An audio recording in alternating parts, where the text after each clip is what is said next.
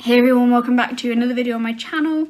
So I wanted to talk a little bit about ADHD again, and in particular I asked you guys to ask me some questions on Instagram, and I got some from YouTube as well. I have some other questions that are related to ADHD which I'll make a video about at some point, but I really wanted to address the ADHD ones like in a separate video. And I also went through some of my videos looking at the comments and picked out some questions that were asked there that I thought might be helpful for other people as well, because they had a lot of likes or whatever. So I've just got a few here and I'm interested to answer them. So, did you strongly feel you had ADHD before you were diagnosed? Yes. Before I knew what ADHD really was, and in particular what it felt like, because I think that's the thing that people don't realise what it feels like. They just see it as being someone being hyperactive, or somebody who doesn't pay attention in school, something like that. And I think, and in particular, a lot of people think it's a childhood thing, just a childhood thing, whereas some children can grow out of it or have like behavioural therapy to help. Once you get into adulthood, like the only treatment that there is medication, and if you haven't been diagnosed, there's like very little chance that it's gonna just disappear. And I think there's a lot to be said about that idea of like ADHD is just for children, because it's not. A lot of people will still experience it into adulthood. But once I figured out that I could potentially have ADHD, I obsessively researched, and I was just hyper-focusing and researching over and over and over again, taking a ton of different tests online, like do you have ADHD tests, but also looking into what actually ADHD was and what it was like to experience it. And through watching other people's videos, like I found so much help from them that it inspired me to start making my own videos on ADHD. But yeah, I knew 100% that I had ADHD. I knew I'd be diagnosed with it. What about losing hyperfocus? Do you still come up with creative ideas? So I kind of answered this in another video, but yes, I do still come up with creative ideas, but the best part is that I can implement them more. Like I have my own Etsy shop now. I don't necessarily have a lot more creative ideas, but I can implement them more, and I think that's way more important, because I don't have somebody there implementing all my ideas for me, you know. I'm the only one who can really do that. I just want to put it out there that I do feel like in some ways I might have a few less ideas, rather than like the percentage of I had in the past, it's less. But I'm not just writing down a huge bunch of things and not implementing them. I'm writing down a huge bunch of things and actually doing them and taking action on the ones that I really like and have a lot of ideas on and things. So,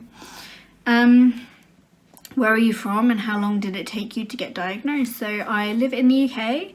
I don't want to give like my exact location away, but I live more to the east, I guess. And I saw a psychiatrist twice. I saw them twice to get diagnosed. Unfortunately, if you go through to your doctor, it takes a lot longer. The waiting list can be several months to a year, perhaps even longer now because of coronavirus, I'm guessing. But yeah, it can take quite a long time through the NHS, which is disappointing, but don't let it put you off trying to seek a diagnosis, because if you feel strongly that you have one, go and speak to your doctor about it, and make sure you go with evidence that you've written down yourself and you've taken from like the NHS website, and explain how each one affects you, which I didn't have that much luck with because I wasn't that prepared, I think. And I just he tried to send me to counselling, and he said that I was severely depressed, and I said no, if I'm depressed or if I appear to be depressed, it's only because of the ADHD. And I could have gone and saw another doctor, but I get very anxious going to the doctor, so I ended up just going private myself, which is a shame, but mainly because it costs a lot of money. So what has been the most effective in your treatment of ADHD? So the medication I take, atomoxetine for sure.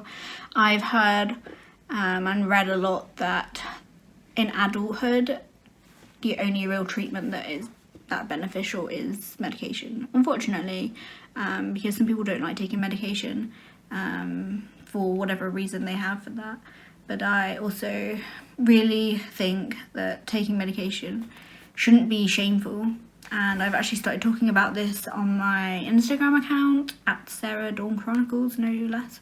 So if you want to follow me on Instagram, check that out. I do share a lot more about my ADHD, like I have been recently. It was usually, I used to use it just for like personal stuff, but yeah, now I definitely been sharing a lot more about ADHD. And how much did the psychiatric support and everything cost? So the psychiatrist's costs differ, I find, from place to place, county to county, but where I went, the initial appointment was £300 and the follow-ups were £200, and so it was £500 to get the diagnosis, and I think I had maybe like 4 or 5 follow-ups, maybe not that many, at least 4 follow-ups, 4 or 5.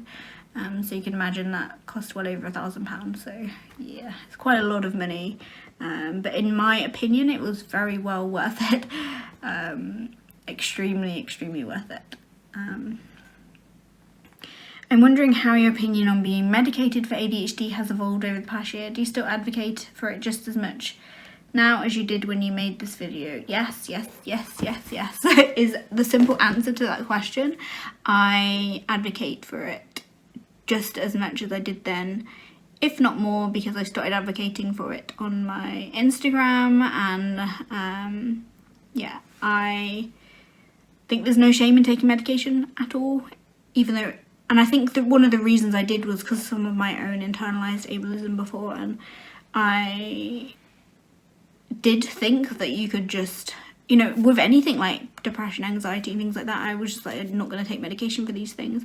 It's a different way of like, you know, something emotional, something's got to be like done through therapy and things like that, when those things barely touched the surface of what was going on. And actually with ADHD, you definitely would benefit from taking medication, but if you choose not to, then that's totally okay, and I do not shame anybody who chooses not to or who chooses to, but I don't like people who push their like fear or their agenda on other people. That sounds funny because it sounds like I am pushing my agenda of not shaming, but that is not what I mean by that. I just mean that if people like have an agenda such as, you know, big pharma or whatever they call it, and ADHD just is a made up thing by big pharma. I put that in those bracket things because I don't really know much about that, but anyway. And when people say that, I find that they usually have that agenda of like, all medication is bad, we should just treat everything through natural remedies and all this sort of thing, when actually they don't seem to do a lot. And like, some people say that smoking cannabis is really good for ADHD, and all I see is that might calm you down a bit. Some people have reported like anxiety and stuff, but I've also read studies of people who used to smoke cannabis or heavy cannabis smokers and actually have developed mental health conditions because of that. I think there's a lot of misinformation about it. So I'd say if you want to go down that kind of route, to look it up and do your own research, scientific research, to find out if that is a good method, because I wouldn't recommend it, to be honest. But I don't shame anybody who decides to use that kind of thing if they find that it helps them. So yeah, that is all I have to say. I hope everybody is having a nice day, and I will see you again very soon.